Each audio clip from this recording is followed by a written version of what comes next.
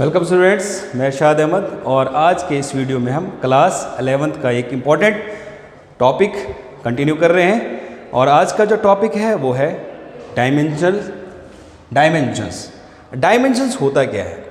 अगर हम किसी भी फिजिकल क्वांटिटी को in terms of mass, length या टाइम के साथ विद पावर रिप्रेजेंट करते हैं, ऐसी फिजिकल क्वांटिटीज़ को हम कहते हैं डायमेंशंस।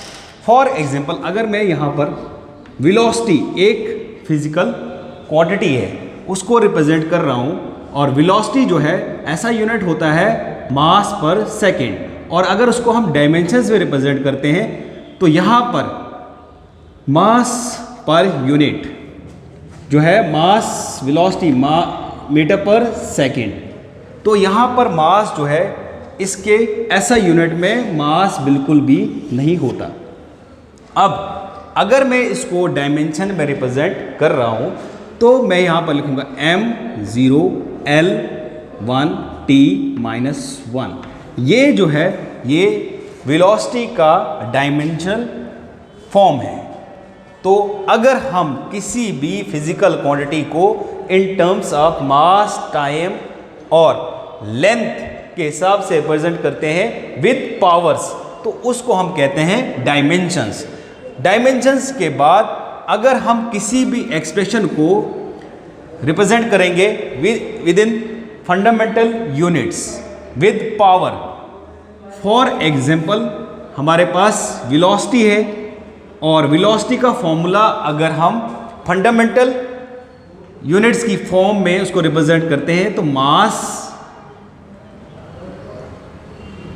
0 L1 और यहाँ पर t-1। यहाँ पर जो मास की पावर है, जो डायमेंशंस है मास की, डायमेंशंस जो है मास की डायमेंशन 0 है, लेंथ की डायमेंशन 1 है और t टाइम की डायमेंशंस -1 है। ऐसे एक्सप्रेशन को हम क्या बोलते हैं? Dimensional formula. डायमेंशनल फॉर्मूला अलग अलग फिजिकल क्वांटिटी की अलग अलग होती है। फॉर एग्जांपल हमारे पास बहुत सारी ऐसी फिजिकल क्वांटिटीज़ हैं, जैसे हमारे पास एरिया है, तो एरिया अगर हम रिप्रेजेंट करते हैं तो एरिया रिप्रेजेंट करने के लिए लेंथ इंटू ब्रेड्थ, तो यहाँ पर डायमेंशंस जो हो रही हैं ये फॉर्मूला, तो इसका यूनिट ऐसा यूनिट होगा मीटर स्क्वायर, या अगर इसको डायमेंशन में आप रिप्रेजेंट करोगे तो क्या होगा m0 L2 t-0 in form of mass, length और टाइम विद पावर्स। तो यहाँ पर जो मास की डायमेंशन है वो है 0, लेंथ की डायमेंशन 2 और टाइम की डायमेंशन 0। उसके बाद किसी भी फिजिकल क्वांटिटी को आप जो है डायमेंशन फॉर्मूला के साथ इक्वेट कर रहे हो तो ऐसी फॉर्म को हम बोलते हैं डायमेंशनल इक्वेशन।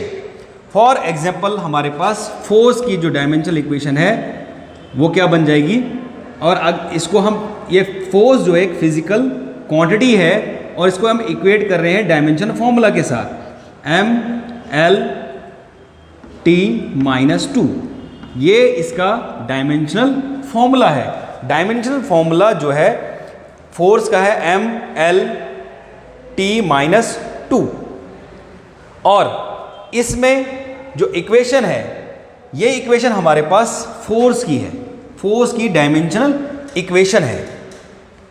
तो हमने क्या किया है कि फोर्स को हमने इन टर्म्स ऑफ फंडामेंटल जो है फंडामेंटल यूनिट्स में रिप्रेजेंट किया है। तो हमारे पास दो किस्म के यूनिट्स होते हैं, फंडामेंटल और डिराइव्ड यूनिट्स। फंडामेंटल जो बेसिक यूनिट्स होते हैं, जैसे हमारे पास मास का है kg, length metre, time seconds, और उसके बाद करंट का है एम्पियर, मीटर, मोल और ल्यूमिनस इंटेंसिटी कैंडेला। तो हम जब किसी भी फिजिकल क्वांटिटी को जब हम डायमेंशन फॉर्मूला के साथ इक्वेट करेंगे तो ऐसी इक्वेशन को हम बोलते हैं डायमेंशनल इक्वेशन। उसके बाद आते हैं हम principle of homogeneity. Principle of homogeneity हमें क्या कहती है कि कोई भी अगर इक्वेशन है वो तभी करेक्ट हो सकती है जब इक्वेशन के दोनों साइड, लेफ्ट हैंड साइड और राइट हैंड साइड के डायमेंशनल फॉर्मूला अगर इक्वल हैं, तब ही जाकर वो इक्वेशन जो है वो इक्वल हो सकती है और उसके डायमेंशनल फॉर्मूला इक्वल होने चाहिए दोनों साइड, लेफ्ट साइड भी और राइट साइड। फॉर एग्जाम्पल अगर मैं यहाँ लेता हूँ, एक इक्वेशन लेता हूँ v equals to u plus AT, ये हमारे पास यहाँ पर इक्वेशन है। तो यहाँ अगर इसको मुझे चेक करना है, इसकी एक्यूरेसी को चेक करने के लिए, तो मैं इन दोनों, अगर दोनों साइड, लेफ्ट हैंड साइड और राइट हैंड साइड के डायमेंशनल फॉर्मूला अगर जो है इक्वल होगा, जो डायमेंशंस होंगी इक्वल होंगी इस फॉर्मूले की, तभी जाकर ये इक्वेशन करेक्ट होगी। अदरवाइज अगर डायमेंशंस इक्वल नहीं हुई तो ये इक्वेशंस इनकरेक्ट होगी। तो फॉर एग्जांपल अगर मैं यहाँ इस लेफ्ट हैंड साइड लेता हूँ, लेफ्ट हैंड साइड में अगर चेक करता हूँ तो इसका होगा m0l1t-2 t-1। राइट साइड में देखते हैं तो सब राइट साइड में हमारे पास वेलोसिटी आती है u का डायमेंशनल फॉर्मूला m0l, क्योंकि ये भी वेलोसिटी है, ये फाइनल वेलोसिटी, ये इनिशियल वेलोसिटी, ml1t-1।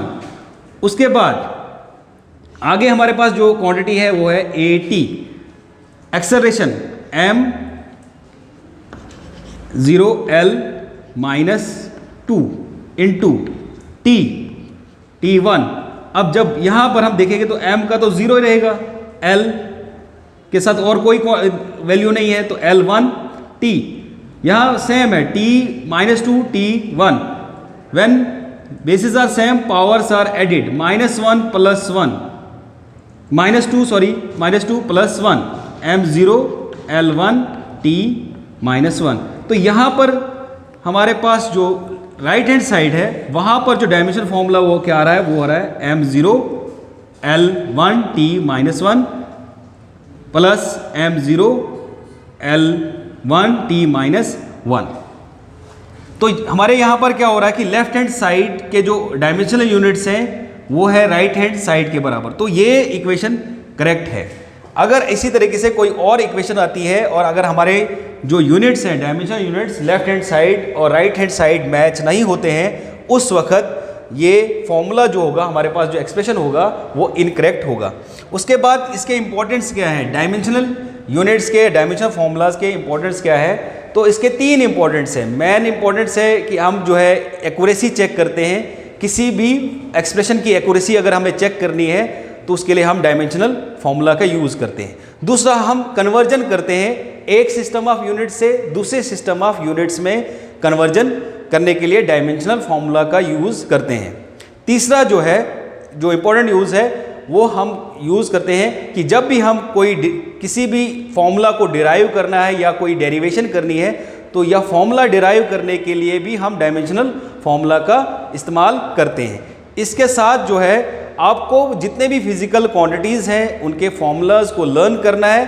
तो जब आपके फिजिकल क्वांटिटीज़ के फॉर्मूलाज लर्न होंगे तब ही जाकर आप जो है बड़ी आसानी से डायमेंशनल फॉर्मूला किसी भी फिजिकल क्वांटिटी का डिराइव कर सकते हो, उसको जो है आप कैलकुलेट कर सकते हो। तो आपको इसके साथ साथ सब जितनी भी फिजिकल क्वांटिटीज़ है उनको लर्न करना है। और आज के लिए बस हम इतना ही, और कल जो है हम नेक्स्ट टॉपिक जो है कंटिन्यू करेंगे। Thank you.